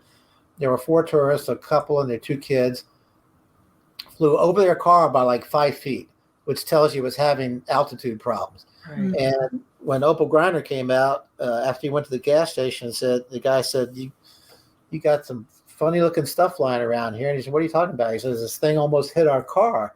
And Opal says, a helicopter? And he said, the helicopter is the funniest looking helicopter I ever saw. But almost hitting a car in broad daylight, that tells you that they were looking for a place to land and try to see what was going on. What do you think would happen if something like that occurred today? Somebody whip out their cell phone camera and get a video of it. But usually when these things Game happen, over. When these things happen, usually, the last thing you think about is you're just standing there with slack jawed and glazed eyed because you're so freaked out. You don't remember you have a camera with you. But I don't think I think that since there were a lot of egg-shaped craft, that just tells me maybe a certain civilization different from another civilization. That was their craft. That was the shape. They had a symbol. I don't know if the symbol was static or changed or whatever, but that was maybe, in a cycle, maybe they come around every 30 or 40 years or something, but that was what they flew at the time. But I think they're a lot smarter now because they see our technology and there's cameras everywhere. And still your Ring doorbell cameras and things like that capture these things a lot. Mm-hmm. Yeah, and high strangeness things on those videos too. Just, not necessarily insects, but ISS is capturing stuff. Whenever the feed kicks out, whenever they see a UFO, the feed kicks out, and then they say, "Oh, we switched cameras," or "We lost the feed," or it's the same old from the government. Yeah. Hey, has anyone else seen that symbol or reported symbols similar to those from the Socorro incident? There was a pilot that was flying over Hollerman, I think a couple days later, or after the newspaper article had come out, and he said, "Look, I'm seeing an egg-shaped craft like Lonnie described." They say, "What does it look like?" He said, "Exactly like Lonnie described with the symbol." Because originally the symbol was known on the drawing, the charcoal drawing that was in the that a guy had done after Lonnie described it. There was an inverted V with 3 lines on it. When the government showed up, they made him erase that symbol. And so the picture now has no symbol. And that's when Holder drew the umbrella and the arrow, and he just kind of made something up.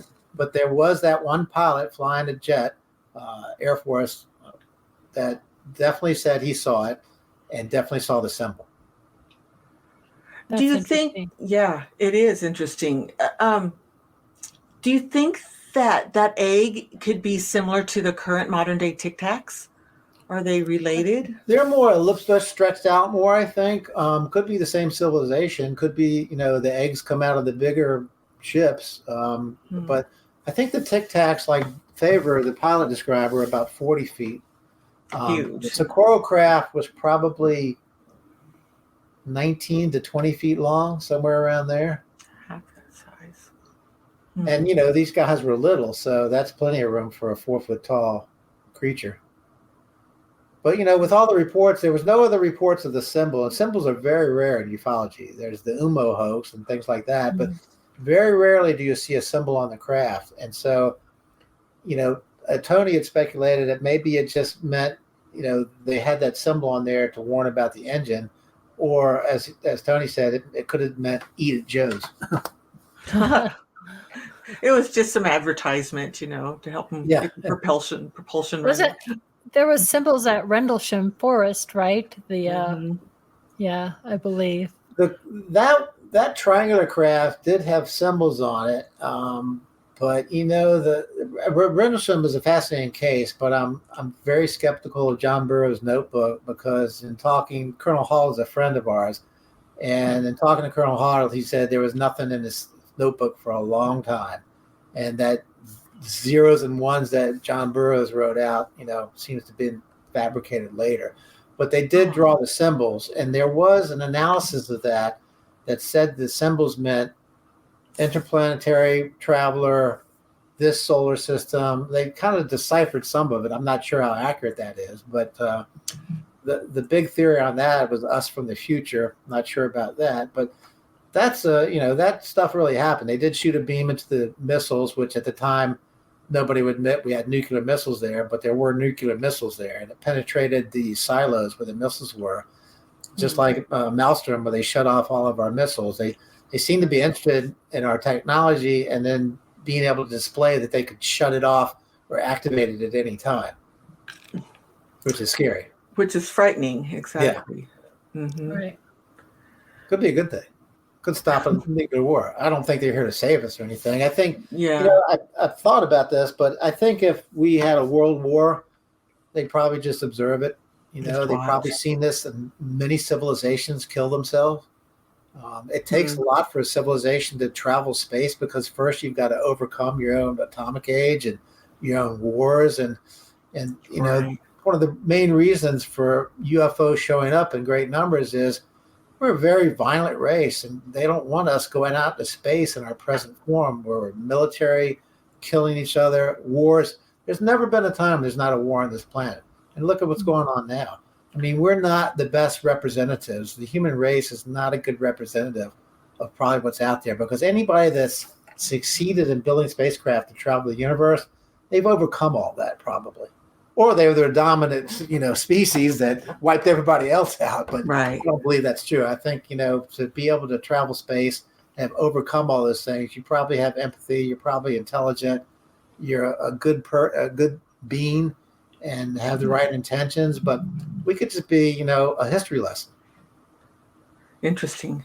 Well, you hear stories, though, about, even in the past, about the famous woodblock, there were the crafts having war amongst themselves. So, but it doesn't have to be different species or anything. It could just be one, with factions inside, within themselves. We do that here, right? So, yeah, I mean, Star Trek's a good example of how things might be. You got the Klingons and the Borg, and I think if multiple species are visiting here, they tolerate each other, but maybe they're not too friendly to each other. There's certain species maybe that they know are not friendly or not good, And right. When people say they might be here for our resources and stuff, that's ridiculous. There's resources all over the universe. They don't need to tear apart a populated planet for resources. There's that asteroid that we know has 100 trillion pounds of gold on it. There's planets made of diamonds.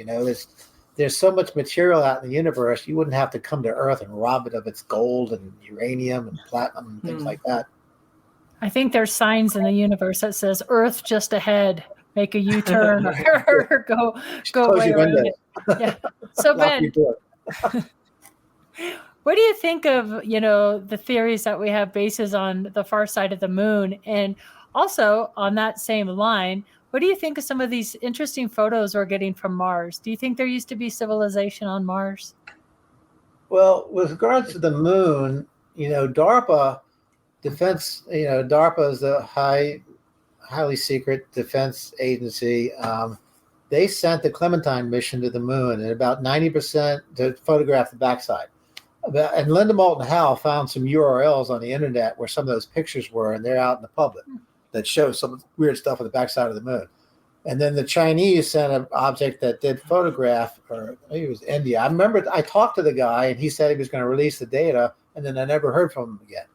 But I believe that the Brookings report that came out, I believe, in the 60s, referenced the War of the World broadcast with Orson Welles, why you can't disclose anything, because people freaked out when they thought it was an invasion. But they said, look, when we travel, if we go find something, say, on the backside of the moon, you can't tell the public about it because it would freak us out, which I don't believe is true anymore. But I believe, and of course, if you put something on the backside of the moon, we wouldn't find it until we had the technology to get there. But there are some weird things on the moon, and Mars is a whole different case. Mars, had some type of collision with a large body that stripped its atmosphere. There's big gorges on the planet where they had a cataclysm.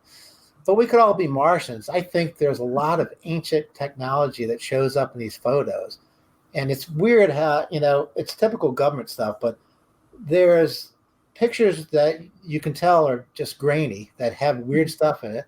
All of a sudden they have clear ones, the helicopter that flew around before it broke its propeller recently was taking great pictures. But some of those pictures, you can see the same thing over and over. And what they've done is take a slide and multiplied it 3 or 4 times. So you think you're seeing a panorama, but it's the same thing. And if you dig in, you see the same object in each panel. So I think we've definitely found evidence that there was a civilization on the Mars. It may have been us that we escaped here and then somehow got reverted back to the Stone Age. But I believe there's so many photographs that show the weirdest stuff on that planet that are not natural. And if you know the history of Mars, it had oceans. We know it had lakes. It had water. It had water and atmosphere. Pretty much it probably had life, either through panspermia, comets seeding the planets, which I believe has been proven to be true. They found organic material on comets. It's called panspermia. But there probably was a civilization on Mars maybe over 1 million years ago. Yeah. Do you think if we make it to Mars in our lifetime and they actually find evidence that it was inhabited, they would tell us the truth? Hell no. No. Oh, we established that earlier. Oh, no. Here's the thing. There was a gentleman, and I contacted him, that they sent that probe in 1976 to look for methane, which is decaying organic matter creates methane. And so he did a test. In 1976, this thing landed on Mars and detected methane, and they covered it up. And I reached out to him, and he says, it's the weirdest thing. My test worked, and I never heard from him again. Mm-hmm. And so with the software that's obscuring, John McCain actually yelled at JPL for releasing these images that have a blurring algorithm that blurs things. But they forget some things. Like on the moon, I believe it's on the moon, there's these towers that they wiped them out, but they forgot about the shadow. There's 3 triangular towers in a certain area where the shadow's still there, but they wiped out the object itself. And, there's the same thing on Mars. They do it obscuring. They have an obscuring software that will kind of smudge it out. And it goes back to disclosure. They're not going to tell us anything. Do you think that the images from the James Webb Telescope is going to give us any information? Or is that stuff being scrubbed? I'm covering a lot of neat stuff, but how come they're not pointing that at Mars? Yeah, you think it's such a good time. Of course, it's way out in space now. It's like 1 million miles away. But that thing is just telling us every day that the images are unbelievable, and they're finding things that shouldn't exist. So it's kind of playing with what we think, our idea of how things are formed and created. It's messing with all of those because they're finding structures that shouldn't exist. They found, it's interesting, I saw where they had a star that was 28 billion years old.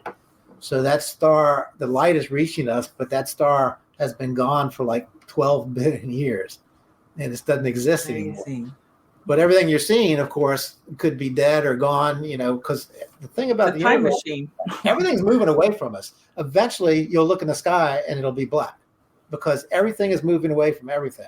So eventually, everything's going to expand to the point where there'll be no stars. Of course, I think the sun will blow up and melt our planet. We'll be able to see Starlinks. That's what we'll be able to see. We'll look out, see no stars, and we'll just see nothing but a blanket of Starlink satellite. And it'll probably be beautiful. And it'll be projecting down false flags of aliens and alien ships, like holograms of these wars. I think Bob Spearing was on talking about that. And, that really gave me a lot of food for thought. I'm thinking, wow, that makes a lot of sense. We're all getting set up for the big hoax. So I'm going to ask you, Ben, usually I start conversations like this, but what made you interested in ufology in the first place? Mm-hmm. My dad was a doctor, and he he got a little TV from a client this was a long time ago, but he got a little TV from a client. And I was sitting on his bed, we were watching it, a Walter Cronkite special came on about UFOs, and you can find that on the internet. And I was fascinated by it, and so that kind of got me started. And then, of course, all my buddies and I went out through frisbees in the air, took pictures of it, trying to say we captured a UFO. This is way back in like 60s. And That 70s. was you. Wait a minute. Yeah. I saw have a those pictures. photo. I saw those pictures. But, and then I've had 3 sightings of my own. And the most incredible one was in Lynchburg. We were on a mountain in Lynchburg. I was just after college, so I was in my 20s. But there was a thunderstorm, and my roommate was with me. And we saw these, between 2 thunderheads, these 2 purple tracks were kind of winding around. And then a big purple plasma type ball followed the tracks from one cloud, disappeared in another, followed by a second one. It was kind of a whooshing sound. And to this day, I remember it clearly. And I turned to my roommate, says, "You see that?" He goes, "Yeah." I go, "What'd you see?"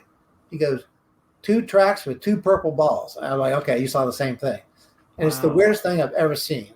But I was in Key West, Florida in the 80s, I believe. And I saw an object go, 2 objects went like this. Another object came, right turn. And then the first one stopped, made a right turn. The second one just made the right turn. All in the blink of an eye. I was with my first wife at the time. I said, "Did you see that?" Of course she didn't, because she was looking down. But and then Tony and I were at a presentation for gosh, I forgot her name, up in Pennsylvania, I believe. We were doing a presentation at a library up there. Jill Steiner. Jennifer Stein. Jennifer Steiner, yeah. Mm-hmm. And we were in the parking lot, and there was an object coming across. We saw jets going this way, like east to west. But there was an object coming across, and it was shiny, round, like a metallic ball. And of course, I tried to find it, and it was so bright. I tried to find it in my cell phone camera, and it almost blinded me because the sun was so bright and the sky was so blue. I couldn't zoom in on it at all. But we all saw it. It was really weird. And then we had a photographer with us, and then we saw another object. He photographed it. It looked like a castle in the sky. Oh, wow. It was really strange. Kathleen wanted to know if you remember the year of that. Which one? The one I just said? I think she's talking about the one you're just saying. Kathleen, correct me if I'm wrong, but the one with Jennifer Stein. Yeah, that was probably 2016, 2017. Oh, it's pretty recent. Pretty recent. And then about 2014, I was with my wife, and we were in Pennsylvania again, and there were 3 black teardrop, almost like a balloon, but I've never seen a black balloon. But there was these 3 teardrop-shaped objects, and we were on the highway. I couldn't stop. I couldn't do anything. But I was looking at these things and go, that is the weirdest thing I've ever seen. Because they were very close together.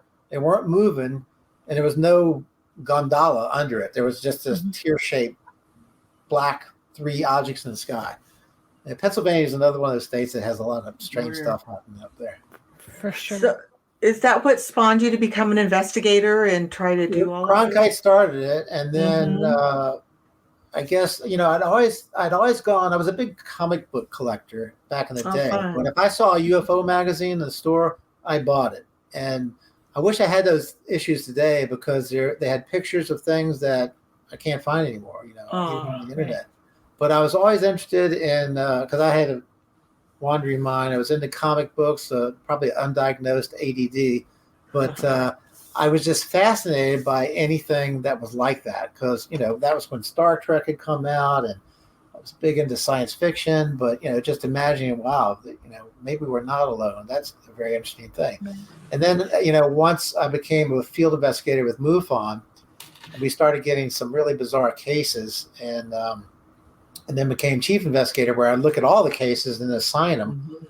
It just, some of them are so weird that you couldn't make the stuff up. It's just so bizarre, but it's just like, again, what Sagan said, it would look like magic, because it's such an advanced technology that you can't even get a starting point for what you're looking at.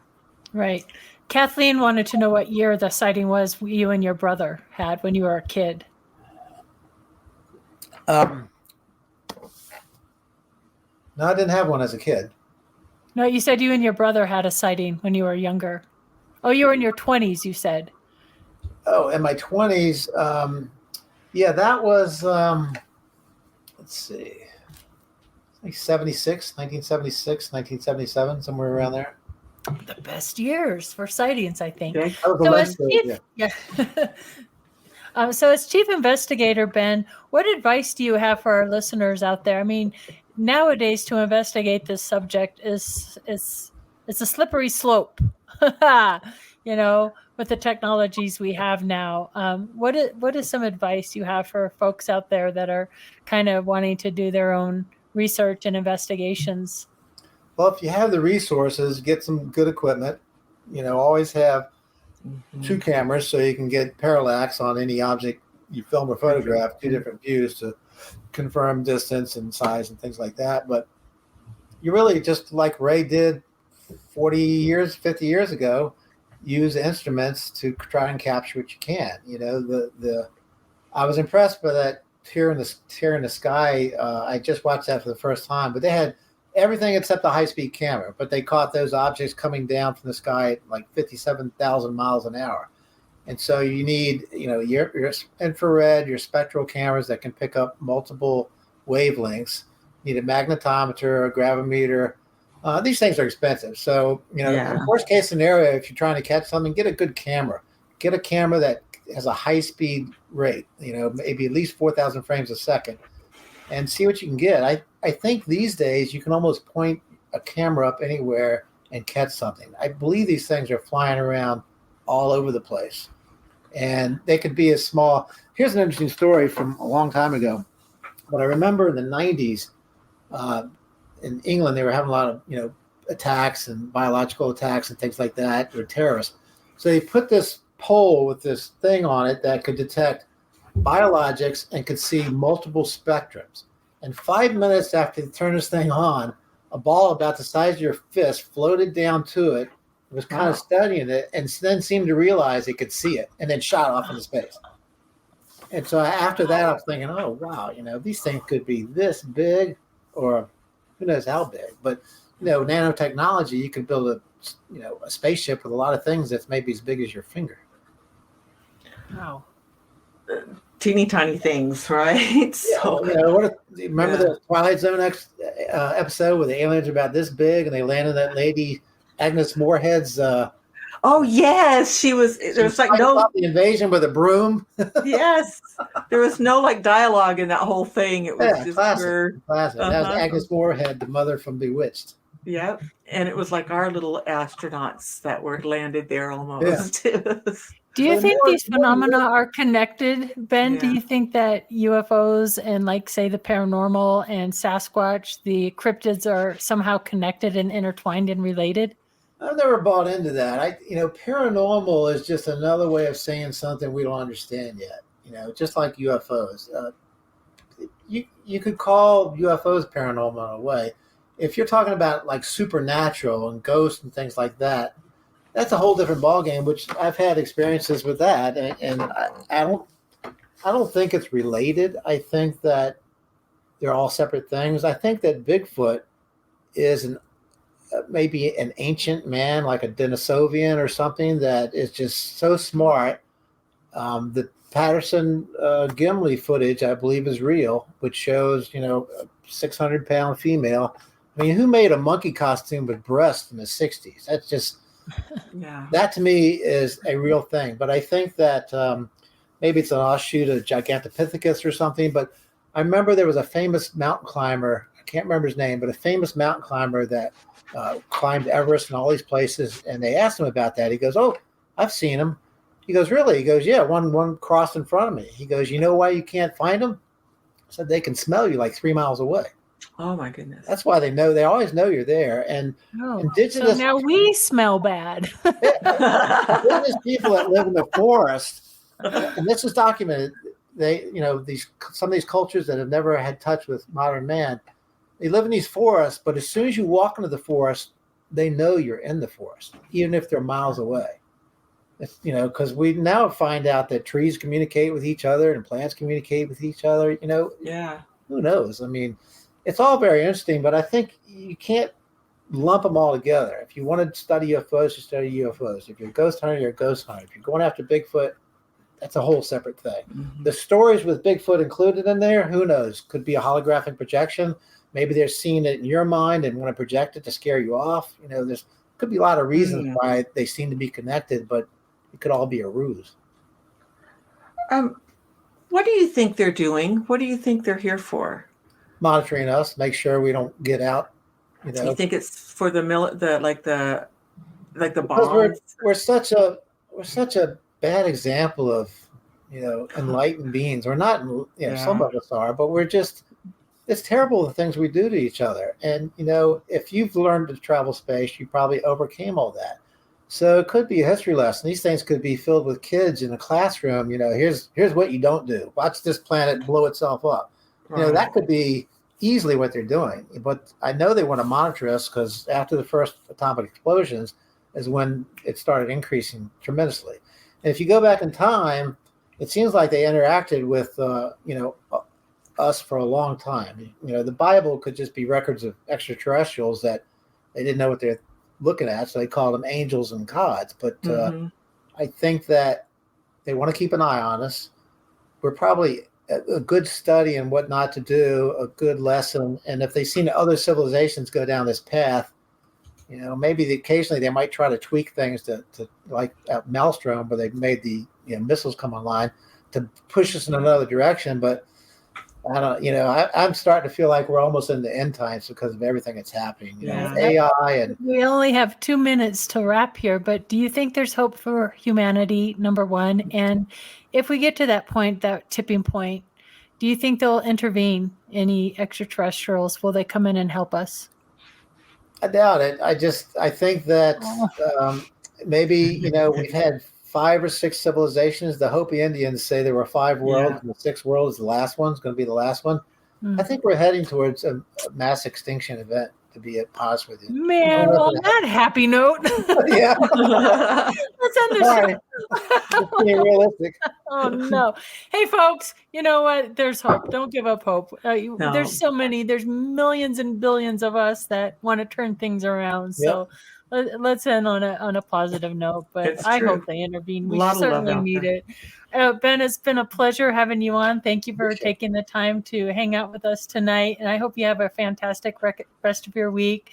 Thank you, Chanel, for being here and running the back end. We love you. Thank you, Tara. Shane, we miss you.